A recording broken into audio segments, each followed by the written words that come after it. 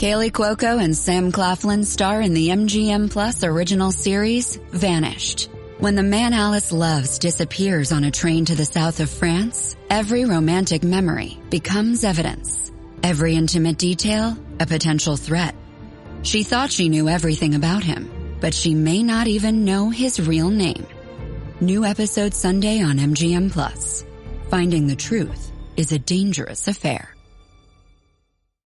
Listen, all you New Yorkers. Taxi! Okay, man, we're looking around. This is the 77 WABC minicast. Hello, folks. We are back. This is the More Money Show. Thank you for carving out some of your time on this Valentine's weekend to listen to the show. Very much appreciate it. We have great ratings thanks to smart people like you. Before I get to John Fund, who is on the line and is a good friend and we've got a lot of great discussion items for John Fund, but I want to just mention something. This is kind of personal, but I think most of you will relate to this, that a good friend of mine and a mentor of mine died this week, Ed Crane. Ed Crane was the founder of the Cato Institute, which is the most important free market libertarian think tank in the world. Ed Crane founded it some 40 or so years ago. By the way, both John Fund and I worked for Ed Crane. He was iconic. He was a lover of liberty. He was big into the whole issue of Social Security personal accounts, which we got to do is convert it into a personal account system. He was into slashing government spending. He was a big advocate of term limits, drug legalization, health savings accounts. And he was just an amazing guy. And really, I learned so much from him about why limited government is so critical to our economic health and our freedom. And John Fund, thanks for joining. You knew Ed Crane, I think, longer than I did. I think I was the second intern at the Cato Institute in San Francisco. Wow. So I go back. Oh, wait, hold on, John. Did you say it was founded in San Francisco? Yes, it was in San Francisco until I didn't 1981. Know that. And I was there the summer of 1980. Wow. So it spent 2 years in San Francisco before it moved. So what did you think of Ed? The Ayatollah Crane is how we called him. He was imperious. He was decisive. He ran a tight ship, but the ship was a fast cutter, cutting through the waves towards, I think, new insights and new understanding of liberty. And I'll tell you, if the Cato Institute didn't exist, we would have to invent it. It's not always practical, but it's always consistent, and that's rare in Washington. Well, it achieves so much in terms of really pushing us more towards, free markets. And Milton Friedman, by the way, one of the greatest free market economists who ever lived, was a big fan of Ed Crane and the Cato Institute. Well, I think when we revisit Washington in the next 10 years, assuming the current developments continue, we'll be seeing a lot of Ed Crane's projects come to fruition, especially I hope you're right. Accounts and personal retirement accounts. Yeah, I hope you're right about that, John Fund. Okay, well, I too am a great admirer of his. I worked for 9 years at Cato, and he taught me so much about freedom, about politics. Was a very wise guy. And by the way, he was a bipartisan antagonizer of both parties, right, John? You know that. Well, if you were supported corporate welfare while you were opposing welfare spending, he would be on your case saying, we want a government that provides a level playing field under the rule of law and no subsidies for anyone as much as possible. So John Fund, by the way, is who I'm having this conversation with, and I neglected to identify John. I think almost all of you know John Fund. He's was many years as the key political writer at the Wall Street Journal editorial board, still writes for the Wall Street Journal all the time, is also a member of the National Review, a contributor to National Review. He works with me at Unleash Prosperity. And by the way, if you're not getting our Unleash Prosperity hotline, which John is one of the editors of, please sign up. It's just go to unleashprosperity.com and sign up, and it's absolutely free. And we could not get that daily post out every morning if it were not for John's amazing contributions to that. So he also is one of the experts in the country about election integrity. And that's, John, one of the things I wanted to talk to you about. We have this brouhaha going on in Washington about how we make sure that the people are voting are people who should be voting, and making sure that people who should not be voting are not voting. And yet there's all sorts of resistance to putting up any kind of safeguards to make sure that our elections are fair and accurate. Well, it is one of the most curious contradictions in Washington. Over 75% of Democrats, over 80% of African Americans, over 80% of Latinos, over 80% of Asian Americans all support having someone show a photo ID at the polls when they vote. And almost as many support proving your citizenship when you register to vote. But yet 99.5% of House Democrats voted against it last week. Why the contradiction? Look, I can't read minds, but I think that I think a lot of Democrats both either explicitly or implicitly know that in some of our major cities and in some of our backwater jurisdictions in blue states, there's a lot of hanky-panky going on behind the curtain they don't want to talk about or stop. So, by the way, I neglected to mention that John Fund and my good friends, Hans van Spakovsky, have a book out called Our Broken Elections. And boy, are they broken. Are they broken? I mean, do you think we're making progress in terms of having more secure and safe elections, John, or are we moving in the opposite direction? Well, look, I think Donald Trump sometimes makes some wild, unsubstantiated charges, but he's right on the fundamentals. We do need a cleanup of our system, especially our voter rolls, where 15 to 20% of the people on the rolls don't belong there or are dead. 15 to 20%? I would say on the average, because our rolls are so seldom, it depends on the state, but on the average, I'd say our rolls are really, no marketer would ever use those rolls to try to sell a product. So anyway. Hold on, John. I want to define, what does it even mean? What does voter roll mean? What does that mean? The registration list that you have to be part of in order to vote. In our country, you can't just show up. You have to register to vote first. Right. And that's the list of people who are eligible to vote. And so why you're saying they're not accurate, or? Well, people are dead. They're not removed from the rolls. They move out of state, which means they're not eligible to vote in that state. They are homeless and don't have a fixed address. They're ineligible to vote because they're non-citizens, but there's almost nothing preventing people today from registering to vote if you're a non-citizen. Or they don't even exist. They're just names that have been added to the rolls, and people vote in their place or can vote in their place. And so then, of course, we have this new phenomenon called mail-in voting, and that probably makes it even more difficult to make sure that the person who's filling out the ballot is actually the John Q. Wilson who they say it is. Well, there was a big controversy because the FBI raided the Atlanta, Georgia voter registration office and took away a bunch of records. And that's a highly unusual procedure, but it's because in 2020, there was real evidence that there were mail-in votes that were cast that weren't valid. And that was never properly looked at, never properly examined by a court. I don't believe that Donald Trump won all 6 close states in 2020, but I do believe he probably won Georgia and probably Arizona too.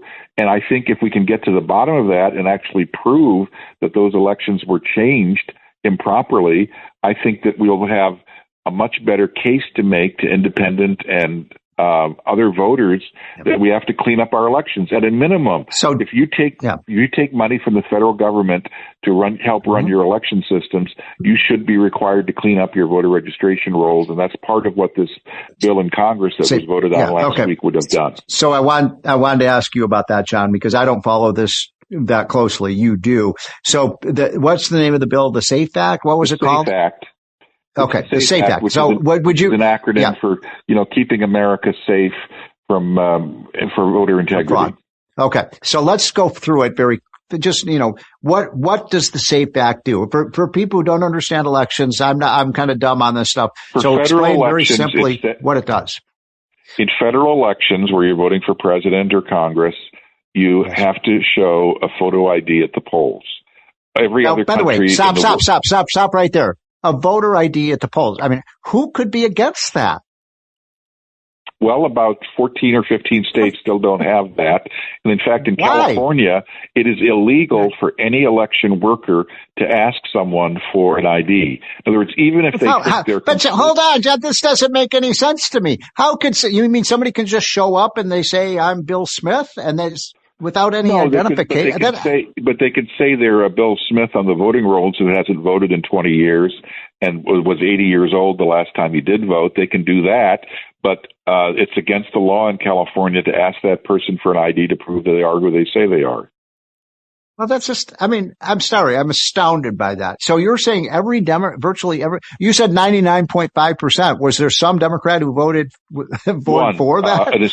One, an Hispanic congressman from Texas on the border area who certainly knows that there's voter fraud in that area. So 1 out of 210 Democrats. 1 out of 213. Now, John, as you know, because I read the newspapers and listen to the radio and watch TV, you're for Jim Crow laws. John Fund, you want voter ID. You're for Jim Crow. The only problem is there's zero evidence that these photo ID laws have prevented anyone from voting. And that explains why 75 to 85%. Well, hold on. Hopefully it prevents people illegally from voting. Well, I'm talking about people being disenfranchised, being people, legitimate voters who are blocked from voting. Right. And the reason that 75 to 85% of African Americans and Latino Americans support photo ID is they know that they've been allowed to vote. They know they have IDs, and they think it's preposterous and frankly condescending for liberals to say, oh, we can't trust people to get an ID for themselves. We have to coddle them and treat them like they're fragile creatures. That's very demeaning, and I think that it does a disservice to people who want to vote and know how to vote, and they vote in great numbers. In fact, in many of these states that have photo ID laws, the percentage of minorities who vote are higher than the percentage of the whites who vote. Well, John, look, you know this. You've written about this in your book. You need an ID to spot anything these days. To get on an airplane, to go into a sports stadium, when you use your credit card, you have to show a an ID. When I go to a hotel now, you have to show your ID. But you're saying you can't. Steve, the members of Congress who voted against this bill had to use a photo ID in their electronic voting machine to cast a vote against it. Folks, I have steam coming out of my ears right now. I am so angry about this. And by the way, I think it is racist for them to say, oh, well, Hispanics and blacks, they can't get a voter ID. That's so patronizing. Actually, the law says if you're already registered to vote, you don't have to prove your citizenship. It's only new people who are registered to vote. And you can prove your citizenship a variety of ways, including with a government ID, a tribal ID, a passport, a birth certificate, which you can now easily get over the internet. There's an electronic system that has access to all birth certificates around the country. So it's preposterous that it's a barrier to voting. And I think that eventually we're going to have this law. We already have it in about 30 states that require photo ID.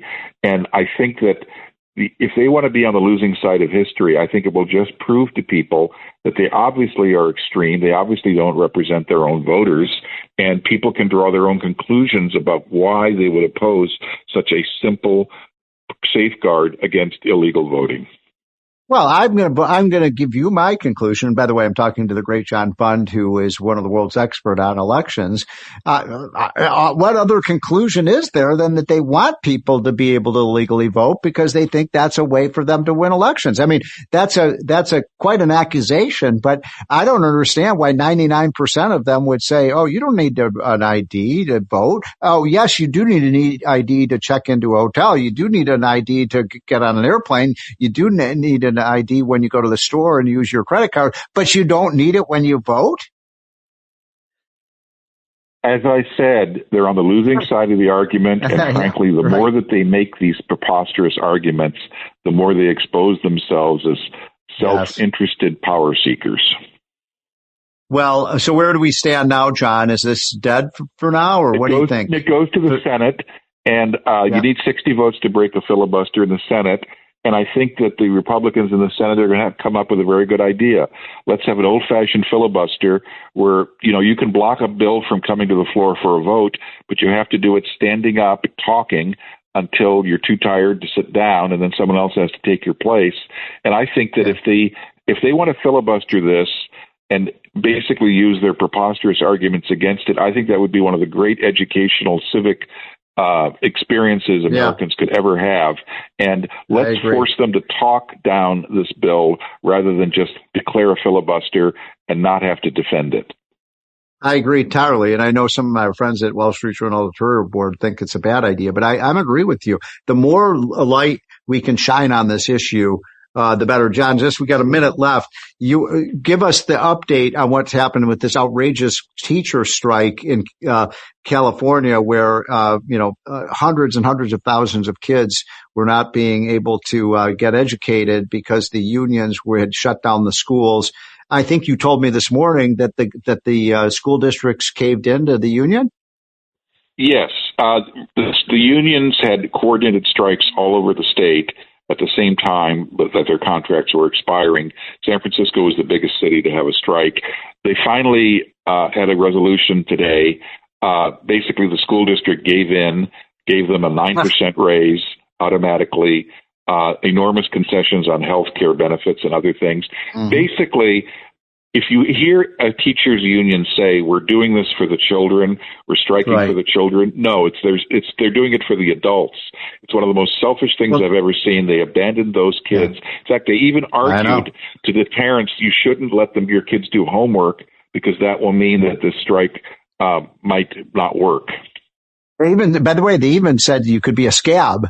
If you're teaching your kids at home, it would be the equivalent of crossing a picket line if you let your kids do homework at home. It's outrageous. While the schools are closed. I'm just angry, John, that they caved in. I mean, the San Francisco teachers are some of the highest paid teachers in the country, and they also have benefits that would make everyone in your audience blush.